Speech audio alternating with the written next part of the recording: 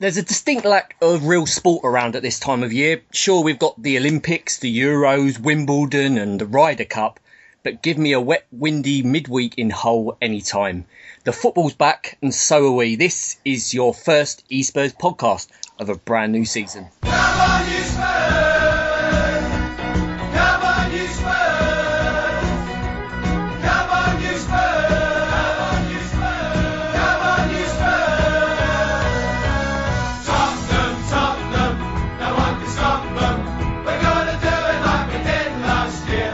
Tottenham, no one. Hi guys, welcome back to the new season of e-Spurs podcasts and the beautiful game. Don't forget, we want you out there to get in touch and stay in touch with the e-Spurs podcast and to get involved with us. Subscribe to the show via iTunes or on Acast and get every new episode direct as it's released. Whatever your social media preference, we've also got that covered. Find us on Twitter and Instagram at @e_Spurs, and you can like us on Facebook at facebook.com/e-Spurs page, and on our YouTube page, where you'll find not only the e-Spurs podcast but also our new e-Spurs classic videos where we feature some of the best THFC goals and games. For all the links to the e-Spurs social media platforms, go to our website. That's www.espurs.blogspot.co.uk. You know the rest by now, guys, and you've been following us throughout the summer on our Twitter and Facebook and getting in touch with us.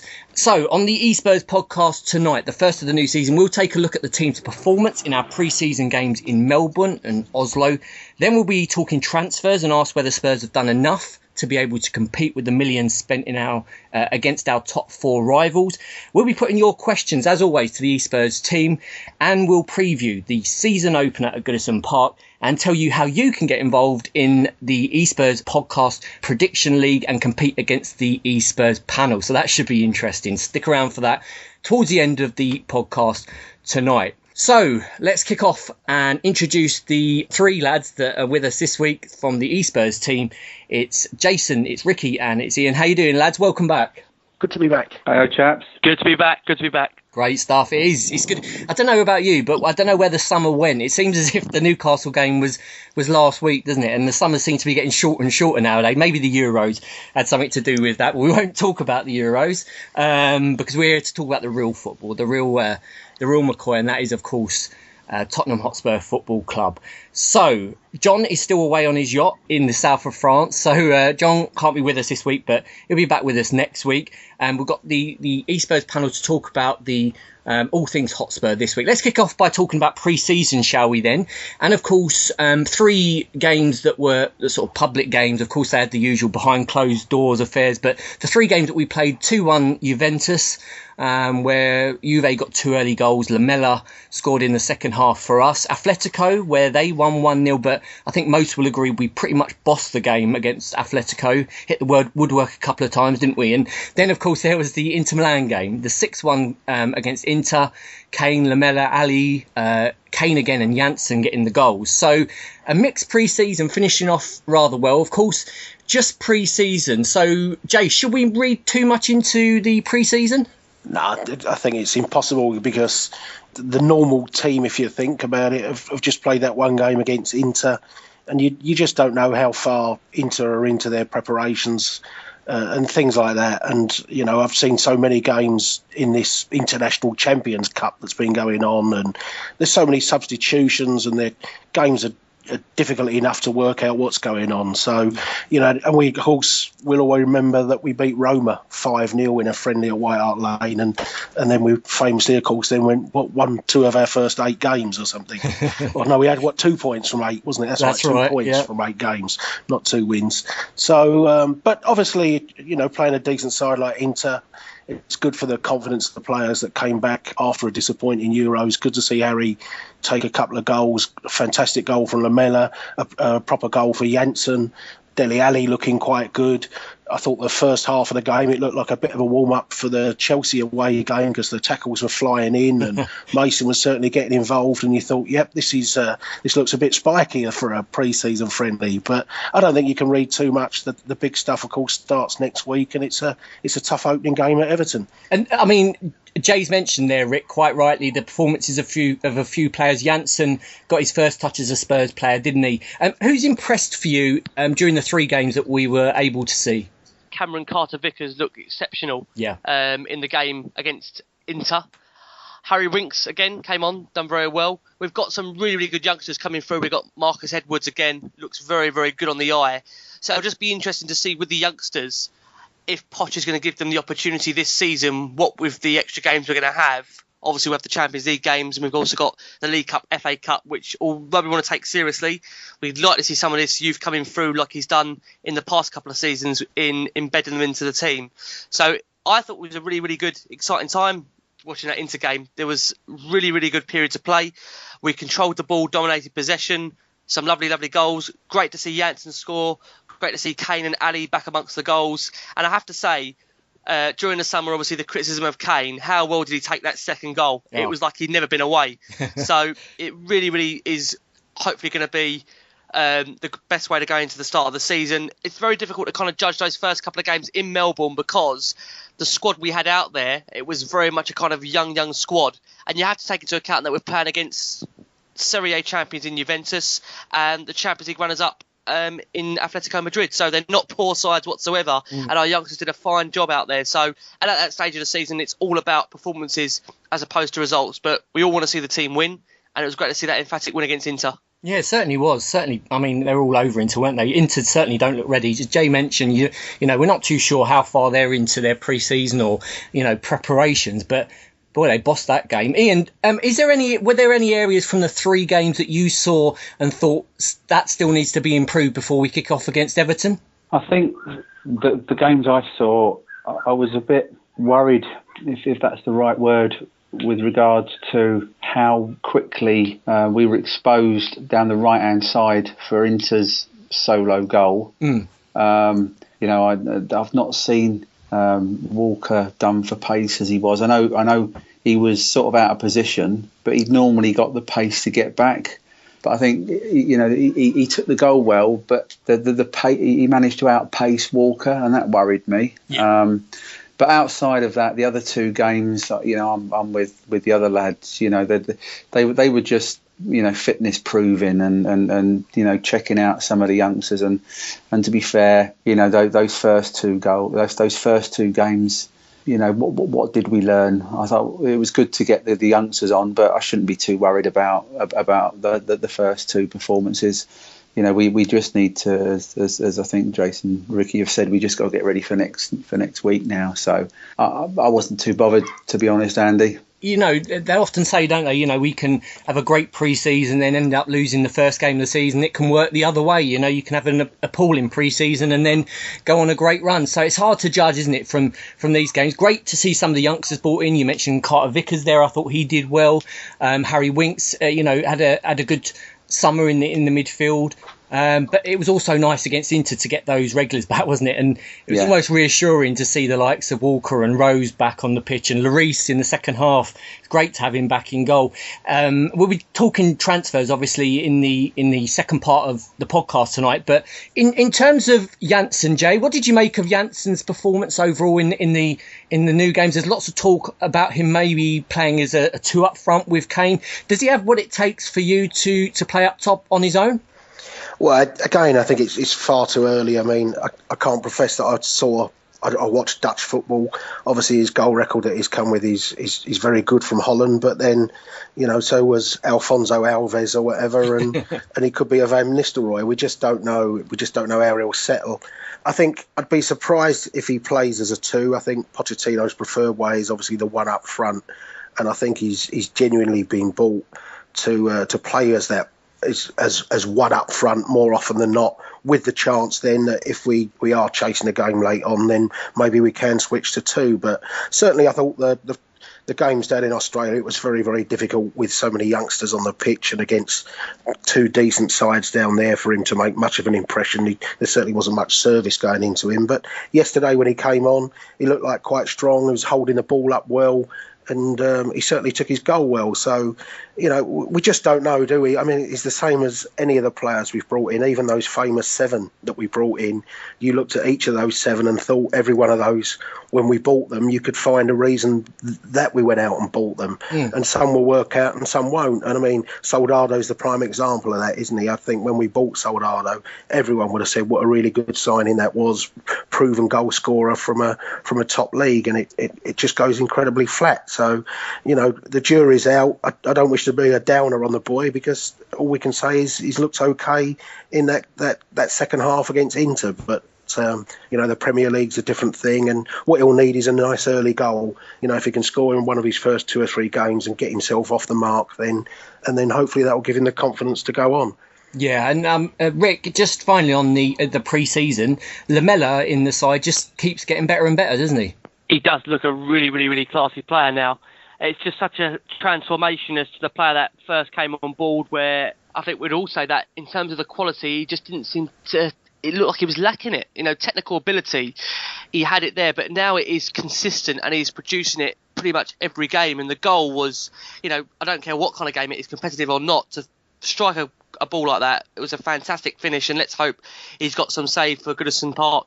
Yeah, I've said this many times on the podcast before, but I don't think there would have been too many tears shed if Lamela had left us after that first season, and he looked player without confidence. He was being brushed off the ball so easily, wasn't he, and he was costing us free kicks in dangerous areas. He was a little bit of a liability, dare I say, but now fantastic to see him against Inter. The runs he makes, the confidence he plays with. He's one of the key players in the side now, if anything. And it's you got to say that's probably down to Pochettino and the coaching that he's given him under Poch. It's fantastic to see.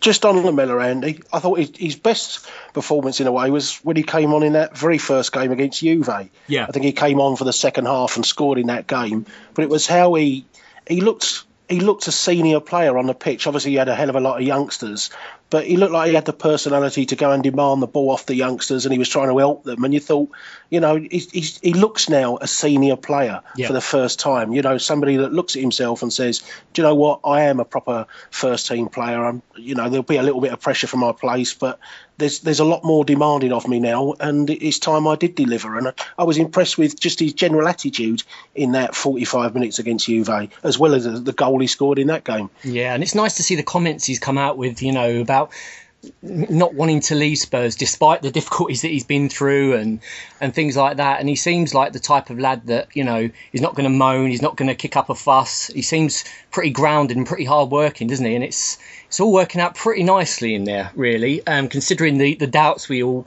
had after the first season. It's great to see for him and for us. Listen, lads, we're going to move on to another talking point from the summer, and quite relevant now, of course, because the transfer window has just over 23 days, 22 days to go. Not long of the transfer window left. Are we all done? Who knows? Are we going to leave it at the 2 that we've made so far? Will there be another transfer in the shape of certain George Kevin Nkudu coming in? If anybody's seen him or knows his whereabouts, let us know. Because this one seems to have dragged on and on and on, doesn't it? The Nkudu deal. But so far we've signed Wanyama for 11 million from the Saints. Janssen came in for 17 million. As I say, 27 goals last season he scored in Eredivisie, so certainly knows where the back of the net is. Ian, have we done enough this summer for you? I think we might need another couple. I think, at the end of last season, when we broached this subject, I think we all said that, we perhaps needed 4 or 5 players. I like what we've done so far. We've addressed the issue of either Dyer or Dembele being out or suspended for any length of time, and we've got good cover there in Wanyama. We've got someone to take the pressure off of Harry Kane, or to support Harry Kane, because what impressed me the most of the Inter game recently was the fact that we looked like we could drop Kane into a more withdrawn position. Yeah, and he could come up with a couple of goals without having to lead the line. So that was quite good. There's still a part of me that thinks, do we need another centre-back? Do we need the Nkudus of this world? Or maybe we do if we don't think Ng's going to ever come good. So I think we might need another couple of players just to provide us with that real strength in depth that we've all said that we will need in the coming seasons. But if we didn't, have we got the players in the squad and some of the youngsters, could they step up? Who knows? But Poch will make the right decision, based on what he sees every day at training. But I wouldn't be disappointed if we didn't get another couple in. So that's my view, Andy. I mean, Jay, there's been a few questions on social media, haven't there, about the signings? As always with Spurs fans, we seems we're never happy sometimes. But in terms of the, if you like, marquee signing that some have called for, there's been questions. We're in the Champions League now. Should we be looking for bigger and better? What's your take on this whole transfer situation? Have we done sufficiently enough to be able to compete in the Champions League? Well, I don't. Depends what you mean by compete in the Champions League, doesn't it? If you're saying compete to win it, then we probably haven't done enough. But then again, we'd probably have to go and buy 7 or 8 marquee players to compete to win the Champions League. Have we done enough to reach the knockout stages? We may well have done. I think that the signing of Wanyama, that's a proven Premier League player. We all have high hopes for Janssen. I think I'd probably like Ian, I'd probably like 1 or 2 more in. I'd still like to bring in another striker, just in case we end up with a bad injury for 2 or 3 months for either Kane or Janssen, and then suddenly we're back down to 1. And I think probably the one other thing, which I don't know about whether Nkudu's got that, is that I'd like to bring in some real pace to one of the attacking positions, because, Chadley, Ericsson, Lamela, Kane, none of them have got real, what I call out and out pace, have they? They haven't got even, let's say, the pace that Lennon used to have, or something like that. Just for that one thing to really stretch a team if you're trying to play on the break at certain times. But other than that, I think, Ian says about the full centre half. I think it's been interesting to see Carter Vickers, because with the injury to Jan, I think we all thought Wimmer would play, and yet Wimmer's had no minutes in pre-season as well. And 1 or 2 people said when he was down in Australia that he was training almost on his own, and he looks as though he'd picked up a knock. So it wouldn't surprise me if Carter Vickers does kick the season off at Everton on Saturday next week. But I suppose with Dembele and Wanyama, you'd still have the option to drop Eric Dyer in as a full centre half for 2 or 3 games if you really needed to do it. But I think it's very difficult for us to, and Pochettino's perhaps not one that will go out and sign marquee signings. I think, the money, despite lots of money coming into the game, I still don't think Tottenham are comfortable going out spending 50, 60 million pounds now on a player, which is what marquee players cost you. They come with huge wages, huge egos, and I'm not so sure Pochettino actually wants a player like that. So that's you can demand it as much as fans as you want, but if Pochettino says, I want you to run and chase that fullback, and a marquee signing won't go and do that, then we're definitely not going to go in for that type of player.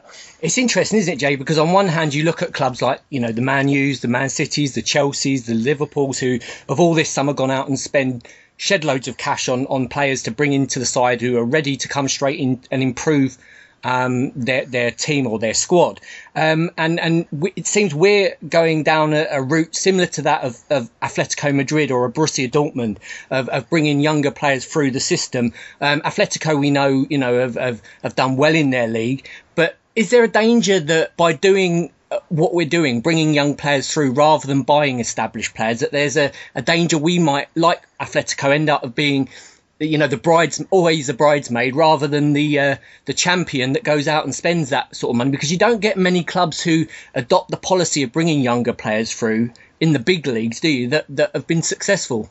No, but I mean, in fairness, Atletico won a La Liga, 2 or 3 years ago, and they've also been in 2 Champions League finals. So, yeah, I think we'd probably take that. We'd take that. and Leicester City didn't bring any marquee signings, and they achieved. And, I go back to last season when Chelsea signed Pedro for 22 million. I think everyone thought, wow, what a great price and a marquee signing that Pedro was. And Well, I can't remember him doing a thing other than his debut at West Brom. Yeah. So, even bringing in wasn't Roberto Soldado a marquee signing in theory? Allegedly, Paulinho was to a degree, wasn't he? He'd just come off that Copa America where he'd won.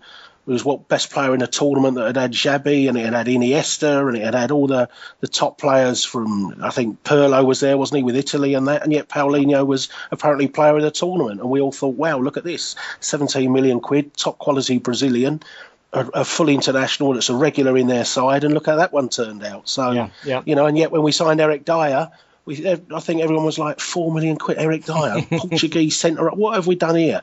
And yet, look how that one's turned out. So, I think it's Pochettino makes what he wants, doesn't he? And I don't think he's that impressed to go and sign marquee players as such with all the baggage that may well come with them. Yeah, it's a fantastic point. And, as we often say, the grass isn't always greener. And you at spot on there with the Eric Dyer comparison. Most of us thought who when we signed him. And as with a lot of our players we've signed, Trippier, and he's done relatively well, isn't he, when he came in. The one who at the moment it seems to be dragging on and on, doesn't it, is this guy that most of us had never heard of. It seems that he was coming in as a straight transfer to begin with. Now seems to be a swap for Clinton and G. I don't know if you've had a chance to look at any YouTube of him, the good old YouTube clips that go around of potential signings. It doesn't. I mean, he looks fast. He looks pretty good on the ball, but in terms of what I've seen, doesn't look a massive upgrade on Ng. What do you make of this whole Nkudu saga? It's now become, it's dragged on for a couple of weeks, if not a month now. It just seems bizarre. I mean, if we were that keen on the player, I don't understand why we wouldn't be forcing to try and get the deal done in time for the Everton game and try and bed him into the squad and let him have that kind of game against Inter Milan, because now he's not going to get, if he does come in during the week, he's not going to get a chance to get a game before the Everton fixture, and I just can't see him being thrown into that. What I said in the last pod we done is I thought NG was going to be one of the surprise players of the season, in terms of that he came out and he said that he was working very, very hard in terms of his fitness, and I just can't understand where it seems to have changed now, where the player, for whatever reason, is not figuring in Potter's plans, and that he's happy to swap the player. Now, I don't know much about the chap that we're looking to replace him with. I've checked him out on YouTube, and he does look quite pacey, but again, it's a very, very hard league to adapt to, and again, it's another risk for me that you're going to bring a player in, it may take another year to adapt, whereas NG had that little period in terms of Premier League fixtures. I thought this season was going to be his breakthrough season. So I'm quite surprised that suddenly we're now changing our tune and letting NG go for another player who hasn't got Premier League experience and yet, comes from the same league that NG came from. So it does seem a bit of a saga, but it would appear that the deal is drawing to a positive conclusion and we're going to sign him. But I'm going to say I'm a bit disappointed that we didn't see enough of NG. Very hard to make a prediction of how good he was going to be. And the same I'll say for Alex Pritchard. Although Levy's done fantastic in getting the value back for him, 9 million, we couldn't have dreamt about trying to get that kind of money back for a player that's only played 1 or 2 Premier League appearances. Again, I feel a little bit disappointed that we have not seen enough of the player to make a judgment if he was going to be good enough for us. But if it's Pochettino's decision, I suppose you have to back the manager. Yeah, absolutely. 9 million's crazy days, isn't it? And we're speaking before the podcast about Grant Ward, and I think I don't know who it was, but whoever sanctioned the sale of Grant Ward, I think he might try and avoid Daniel Levy in the canteen at on Monday morning. I mean, you've got so many good players coming through the system. There's not room, for them all, so you can understand them letting some of them go, albeit reluctantly. But Nkudu is a strange old one, because as you say, Rick, if they wanted him that badly, surely they'd get the deal done. Although we're talking about Daniel Levy here, who, he could make any sort of deal drag, couldn't he? It's a strange old one, because we got news, didn't we, from his hairdresser first couple of weeks ago saying that he was on his way. And then there was issues over Ng not wanting to go, and then he seemed happy to go, and who knows? Other than Levy, who knows what goes on in these deals? But I think we'll all agree that the deals for Wanyama and Janssen are quality additions, and they certainly add to the squad. It'd be interesting to see if we do get another striker in. Will another striker, third striker, be happy sitting on the bench behind the Kane and Janssen? having said that, we don't seem to have any youngsters in that position coming through, do we? We've got seems about 20 midfielders coming through the youth at Spurs, but no one up front really that's been pinpointed as such. So it'd be interesting to see what happens on that one anyway. But loads going on transfers and always, and you can keep up with all of that on the e-Spurs Twitter and via the lads that you're listening to on the podcast tonight. All of their Twitter handles are sent out by our e-Spurs account when we advertise a podcast. So head over to that and get in touch with the guys on the podcast tonight. Now, as you may or may not know, if you follow us on Twitter, we have just started once again the e-Spurs Fantasy Football League, and you guys out there can get in touch with it and play against Spurs fans from all over the world, including many of our own e-Spurs Twitter accounts. So head over to that and get involved. I'll give you the address for that. It's www.fantasy.premierleague.com, and when you go into the Premier League account, just head to your team and you'll see a section to enter the code for our very own league. And when you get there, the league code that you'll need to enter, guys, is 22864 220847. Don't worry if you didn't catch that. I'll give it out again at the end of the podcast. But get involved in the e-Spurs Fantasy Football League. e-Spurs Norway, our guy out in Norway, runs the Fantasy Football League. Loads of people already signed up for that. So get involved and play the game with loads of other Spurs fans from around the world. Great stuff, as always. So on to a section of the podcast that I love every week. I know you guys out there enjoy it from what you've said on social media, and it's where you get the chance to question the e-Spurs panel on everything and anything THFC. And as always, you've been great in getting your questions into us. As always, I'm going to ask the lads to be as brief and to the point as they can on all of these, because we've got loads for the gang to get their teeth into this week. So let's kick off, shall we? And first question of the night, let's go to Ricky. It's from Dark at Go Dark Horse. He asked, if anything, we've made some key improvements to the squad. Why are we still flying under the radar, according to the pundits? Great question. I don't know, I said this before on the pod, you've got to be very careful the way you structure it, but there's always been that kind of agenda that Spurs are nearly men, as unfortunately last season proved. I think everyone's got to be realistic and say we're not going to be the top 2 or 3 clubs mentioned on people's breaths. On tongue, should I say, in our opinion, we should be after last season how we played, but we have to appreciate that, unfortunately, in this country, the global reach is towards the Man Uniteds, the Man Cities, the Arsenals and the Chelseas. However, I think it suits us to be this way. I do honestly think it suits us to be under the radar, because you saw what we done last season when we was under the radar, and when we was eventually, put in front, unfortunately we stumbled. So it suits us better to be not on people's lips, and let's hope for another positive season. Yeah, absolutely. Really good question, that. And it does seem that way, doesn't it? I remember reading an article during the summer that on, I think it was ESPN, they had a pundit on there. Can't remember the chap's name, English former footballer, and they was predicting the league table for the forthcoming season and the title contenders. And he read out 5 or 6 clubs and completely missed Spurs. And it was only afterwards that he was reminded that Spurs are actually taking part in the Premier League this year that he corrected himself. But it just goes to show, doesn't it? We do seem always to be the forgotten club of it all, and maybe that's a good thing, because we've not got that level of pressure, as you mentioned there, Rick, that the Man U's, the Chelseas have got. And another point that was made off air just a little while ago was that you see, Ricky mentioned to us that he's seen Leicester shirts out in Spain in the sports shops there, but couldn't find a Spurs shirt out there anywhere. So maybe it comes with obviously winning trophies and getting that silverware in the cabinet, and something that I'm sure Pochettino want more than anything this season is to get some silverware in that trophy cabinet. So we shall see. Next question of the night, guys, is from Lee Hunt at Lee Hunt 1882. This is for Jay, and he asked Jay, what should take priority, the league position or a trophy this season? We all said, I think last year, it's definitely time to put some silverware in the cabinet. I think this team definitely needs to do that to show it can win a trophy. But I think for the overall progress of the club, and obviously with a new stadium to come, I think there's a big priority with staying within that top. I wouldn't even say top 4. I'd say the top 3, because we all know the danger of going into a playoff round. And I think having finished third last year, then the pressure's on us to certainly try and repeat that.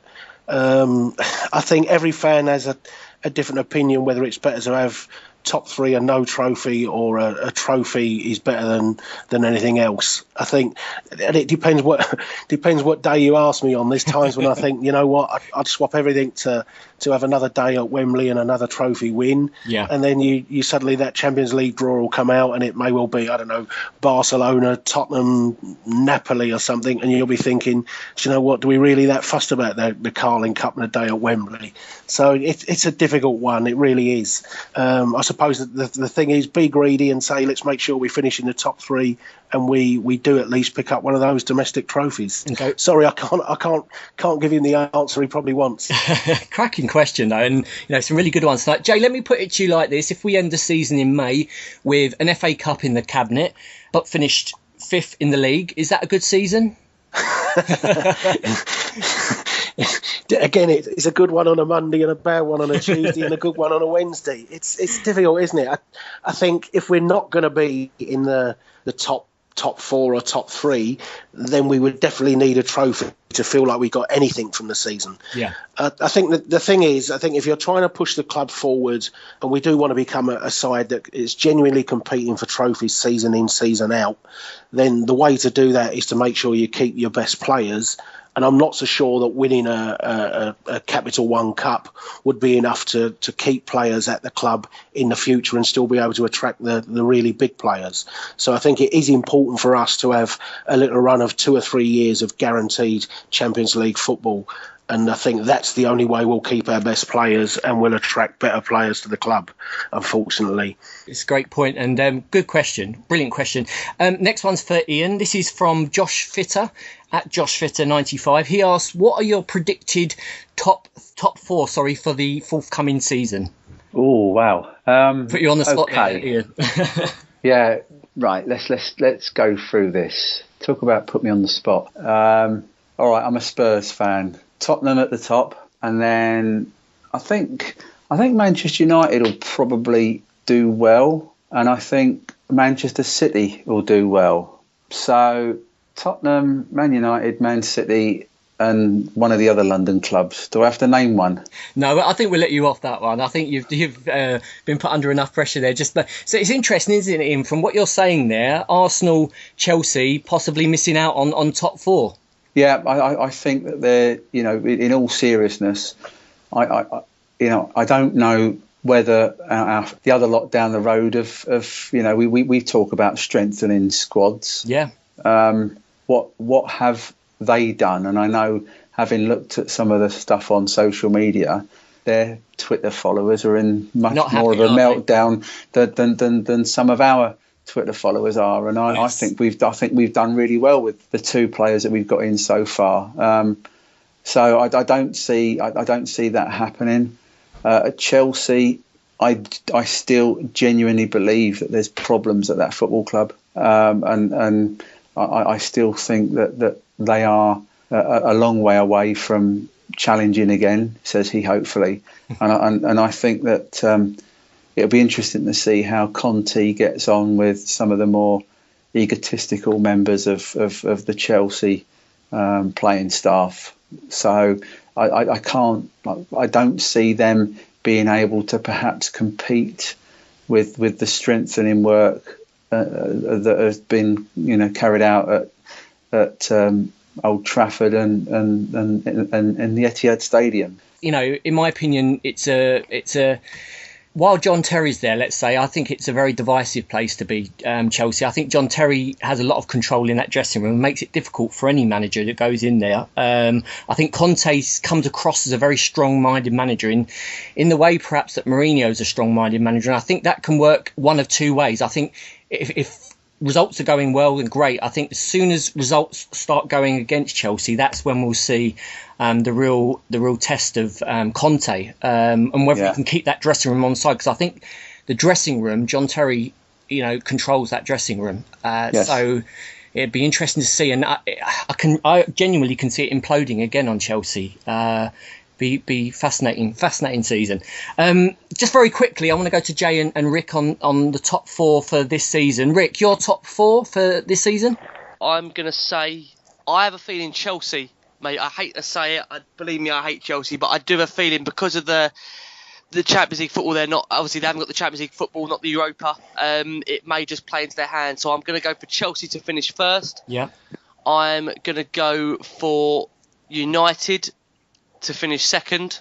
This is where it's getting pressure. I'm going to go for Spurs to finish third, and I'm going to go for City to finish fourth. Yeah, great shout. And I think...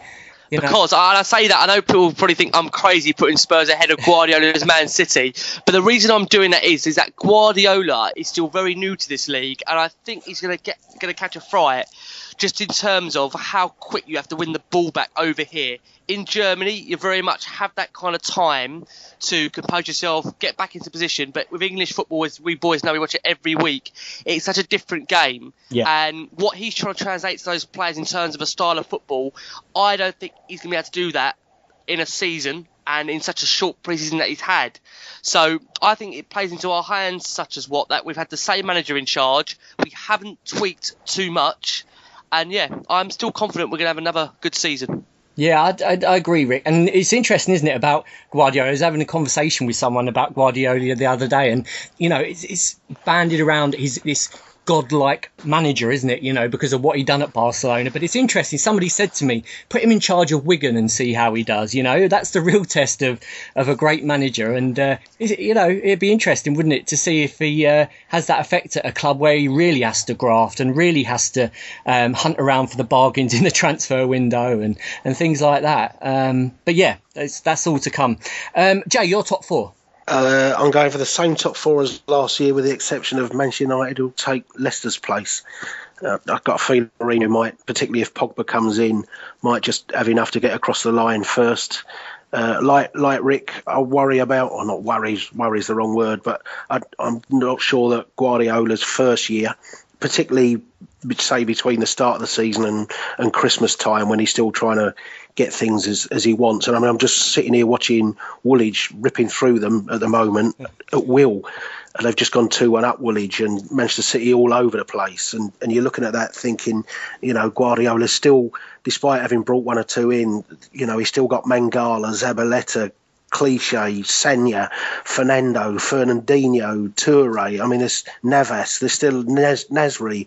There's still a hell of a lot of players there that I think a Guardiola side in 12 months' time certainly won't have anywhere near those players. So, and the other part that's perhaps difficult to work out is just how much impact Chelsea will have, and to a degree Liverpool will have, with no European football at all, so that they get that full rest. Whereas, will we get distracted enough to drop points around Champions League games, particularly when you look at our Champions League games with who have we got? We've got City after one, we've got Woolwich after one, we've got Chelsea after one. Have we got Man United after one? I think we've got the immediate fixtures straight after those Champions League weeks are really difficult for us, aren't they? Yeah. So, and of course, until that transfer window shuts, you just don't know. I mean, I still think Arsenal will end up with one or two big signings coming in late on, as they've done with Ozil and Sanchez in recent seasons. So I look at it and I think Manchester United will probably take Leicester's place. Otherwise, I think the other three will stay within that top four, although which order is difficult to know.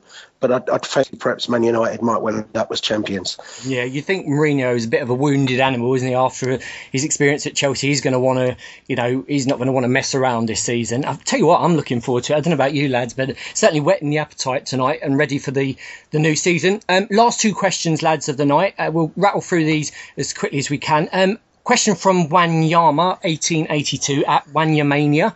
He asks, should we go for another goalkeeper? Vaughan has been a top-class professional, but would you like us to go for a better second goalkeeper? That one to Ian. You want a quick answer? I think yes. I've not got a problem with Michel Vaughan, but I think there are better understudies out there. I just sometimes find that he can appear rather small between the sticks, and I think there's some big guys out there that command their box slightly better than Vorm does. So I think we could go out and get a decent understudy for Hugo, but let's hope Hugo stays around for the next sort of like 4 or 5 years, because he's a class act. Great stuff. And last question tonight to Rick. It's from Austin Holmes at Come On You Spurs, Austin H. He asked, when do you think Eriksen will sign a new contract, and how will Vincent Janssen do in this upcoming Premier League season? We've answered the Janssen part of the question really already. So Rick, will and when will Eriksen sign a new contract? This seems to have, and over Twitter there seems to be a kind of split debate that is Eriksen good enough to earn a contract? Is he consistent enough? And there's that other split, obviously, of Twitter saying that, well, of course he's good enough. He's proven that. In my opinion, for me, I think he's invaluable to the team. And sometimes you don't actually see the work he does for us. He does make the game tick. And I remember at the time when Modric was close to going, a lot of people would say, we're going to be fine, we'll cope without Modric. And it's only until when the player goes, it's only then you actually realise how much that player brought to the team. And for me, Eriksen brings a whole lot to Spurs. Now, judging by what Daniel Levy pays players, I don't think Eriksen is pretty much on what he would be if he was at a Manchester City or a Manchester United. And therefore, obviously, when you've got players like Harry Kane that's on X amount, players talk. It's very well known. Eriksen will know the salary of what some of his colleagues are on. And I think he's got full right to demand an extra, whatever it is. Because if you look at the facts, Eriksen came to Spurs when he wasn't in the Champions League. There probably was an opportunity to join the Champions League club before Spurs. He decided to come to Tottenham, and we now just need to start rewarding players at Tottenham. We've always, for a long time, tried to obviously stick to a budget, which I agree with Daniel Levy, he's very good at. But there also comes a time when players need to be rewarded for their efforts. And for me, Eriksen is a key player to Spurs, and we can't afford to lose him. We really can't. So for me, I hope he does sign a new contract. I think he will. But again, these players aren't stupid. It will all be about the price. And if he knows he can get a better wage somewhere else, then I hate to say it, these days money has spoke and players will go for the right price. And I really hope we don't lose Christian Eriksen. He's a very big part to our team. And I have to say that out of our first 11, we would miss him if he isn't there. Yeah, absolutely. I mean, if the rumours are correct and he's on, 30 grand, which is the rumour going around, then crikey, that's scandalous, isn't it? Totally agree, Andy. Yeah, 30. If that's what he's on, he could full well go to even, and I hate to say, even like an Everton. Yeah, and they would pay double. So we're talking about a player that is so influential to Spurs. To either have to think about losing him because of money, it would be ridiculous. And I hope Levy, let's be honest, we have spent this summer, but we haven't spent a ridiculous amount of money compared to what the Man United are spending, the Man Cities, and like Jason, I think Arsenal will spend as well. So if we don't want to lose our players down to money, we really need to match the offer if he's got a figure that is in mind, as long as it isn't ridiculous, because he's critical and important to our team moving forward. Absolutely. Levy, if you're listening, get him signed up. Seal the deal. And that is your questions for this week, guys. Thanks, as always, for getting those into us. Brilliant stuff this week, as always. Some crackers in there, and I hope we've answered everything that you wanted to have an answer to. If we didn't get a chance to answer your question tonight, I'll see if we can get them out on Twitter, and the e-Spurs team will get an answer over to you, hopefully. So thanks, as always, for getting those into us. Really enjoy that every week. Now, on to the final part of this podcast and every podcast, which is, of course, our preview for the forthcoming week. Here we go then. 9 months of the season ahead, and this is the preview for the Everton game, of course, this Saturday. Everton have had a bit of a mixed pre-season, it's fair to say. Beat Barnsley 3-0, MK Don 3-1, Dresden they lost 2-1, and Betis a 1-1 draw. So nothing much to write home about from there. They've done a bit in the transfer window. They've bought in Guy from Aston Villa, Renshaw from Oldham, Sambu from Coventry, and Stecklenburg from Fulham. So no blockbusters in there really. Done a bit of business though, and they've shipped out Hibbert, Howard, Osman and Pienaar have all left Everton. Of course, they've got Koeman in there now, replacing Roberto Martinez. So will we, Jay, see a stronger Everton than we would have done under Martinez, do you think? I think you'll see a stronger Everton because Martinez's side is just I mean, even with Wigan, we saw them constantly down the bottom and relegated, and Everton just conceded way too many goals, didn't they? And it'll be interesting to see now how Belgium do, because with their talented squad, and yet Martinez has gone there.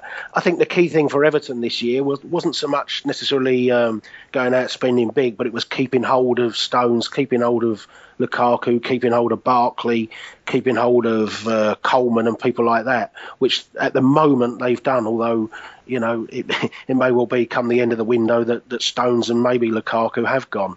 And I think they're linked now, aren't they, with Boney coming in as part of the Stones deal. So, but I mean, the side that we'll face will have those players in it. But it's been a happy hunting ground for us over. I think we've picked up more Premier League points at Goodison Park than we have on any other ground. We went there, played well last year. We won there, I think, on the last day of the season the year before that, didn't we? With a Harry Kane winner. Yeah. So I'll stick my head out and say we'll go there and win 2-0.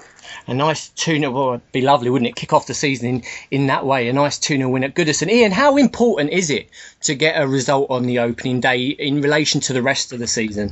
I think it sets your season up, but for me, I'm looking for the performance first and foremost, because I think that if you turn up and you get rolled over and you lose heavily, then it sets a real downer. If you turn up and you put in a performance and you lose by the odd goal, at least you can take the positives out of the performance. Yeah. If you turn up there and get a draw, in my recent experience of going to see Spurs away, I think I've probably seen more draws at Everton than I've seen at most other places.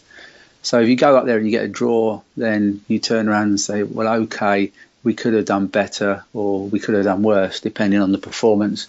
And if we go out there and win, then happy days. For me, I think that, as I said, it's the performance that matters. And I think that the result, if we go out there and we get 3 points, then great. It means that, we've started off a season better than I can recall in the last few years. Yeah, absolutely. I don't know about you, but I don't go into these games with fear anymore. You used to dread Spurs going to some of these places, these away grounds especially. Although Jay quite rightly mentioned there, we've got a great record up at Goodison. But now you sort of go into these games with confidence, don't you? You think of the Harry Kanes, the Dele Allis in there, and our solid defence, and you sort of go into these games a lot more optimistic than we would have done. I mean, they've certainly got dangerous players, haven't they? Lukaku's just had a few stitches put in, but on his day, one of the best in the league. It's whether or not it's his day is another matter. He tends to go a couple of games without a goal, doesn't he? Then come back on a bit of a run. So of course, the transfer situation with Lukaku, we're yet to see how much that's going to have affected him. Will his mind be elsewhere? And of course, they've got dangerous players behind him. But it's such an unknown, isn't it, Rick? Going into this one, first game of the season, they're going to be on the new manager bounce, as it's called. But we've got that strength and that confidence now that we go into this game with. 100%, Andy. I mean, it's never nice to face a team with a new manager. You hate that new manager bounce, but I think the good thing for us is that Koeman's been in there, like I say, 2 or 3 months, so it's not a case you're going to get an immediate reaction because the change hasn't been done in the last week or so.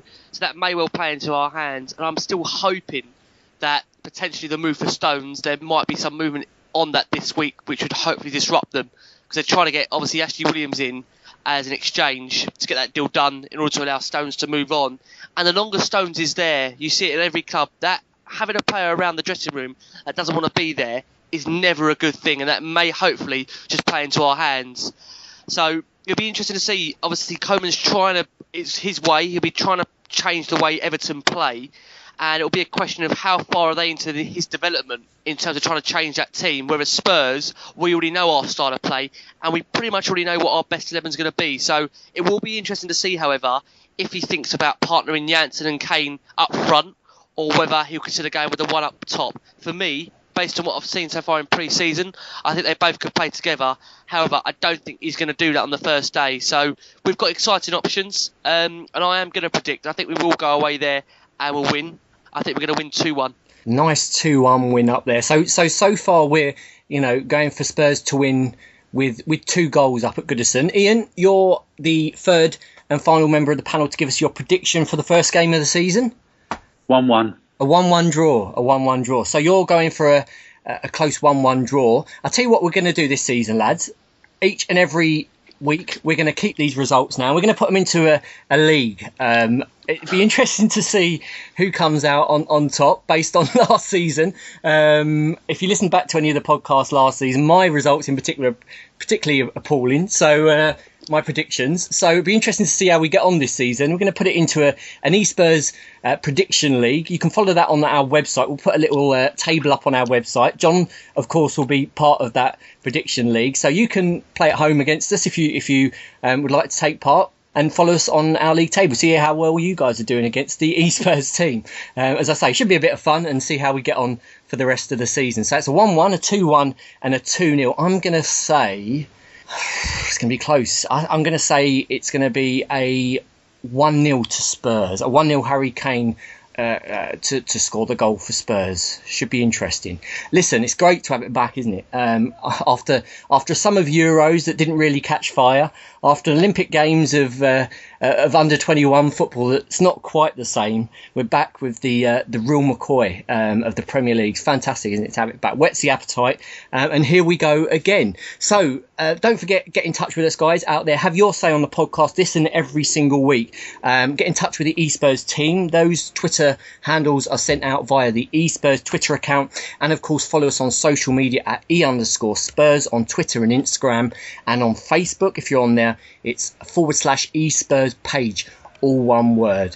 So thanks for listening wherever you're listening to around the world, especially if you're a first time listener. Next week, Louis Costa's on the podcast. Don't forget to look out for the e-Spurs podcast Extra Time, also out each and every Thursday, where we'll be discussing the big talking point of the week. So here we go again. The football's back. Just one downside. There's only 9 months of the season left. From Ian, Ricky, Jason and myself, have a great week, guys. And as always, come on you Spurs. From the pitch of Wembley.